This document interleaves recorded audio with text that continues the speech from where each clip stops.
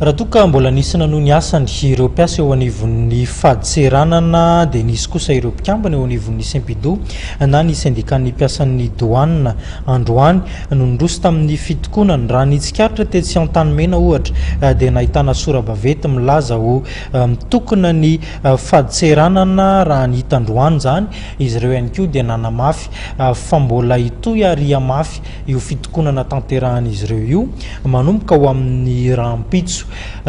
valo isanjato ny fampiakarana karama izay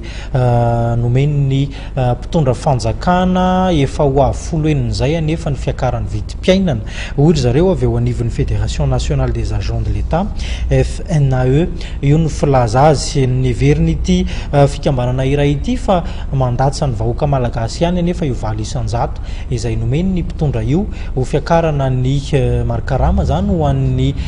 mpitondra sy ny mpiasam-panjakana ny marimarina kokoa eto amin'ny firenena hoarantsika ny fanazavana. Ambany dia ambany ny karaman'ny mpiasa malagasy ary Heverin'ny vondron'ny mpiasam-panjakana na ny Fédération Nationale des agents de l'État fanambanina ny mpiasam-panjakana ny fampiakarana valo isanjato ny karama. Tsy mifanentana amin'ny fiakaran'ny vidim-piainana io fampiakarana karama io hoy ny FNAE. Mikasika an'ilay hoe karama mahavelona raha risitsiny raha ohatra ka mitaky an'izay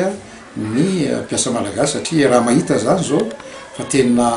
ambany dia ambany ary tena tsy mahavelona ny karama ny mpiasa malagasy amin'izao fotoana zao anisan'izany ny mpiasam-panjakana tafiditra amin'izany zavatra zany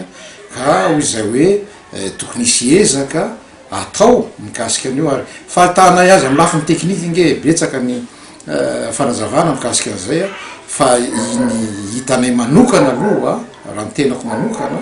dia raha tsy ny fahamarinana mapetraka amin'ny fitantanana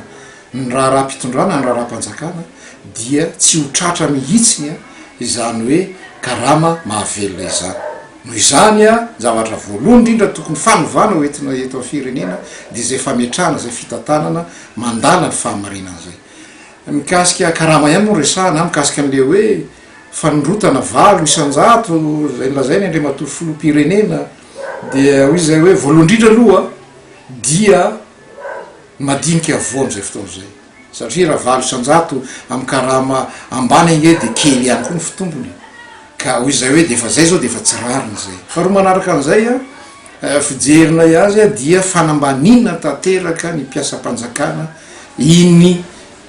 fanondrota karama lazain'ny andriamatoa filoham-pirenena iny satria tsy mifanentana mihitsy amin'ny fiakaran'ny vidim-piainana. Fahatelo dia hoy izay hoe raha ohatra ka entina aminona afo ny nanaovana an'ireo zavatra ireny dia hoy izay hoe efa tsy antsoa.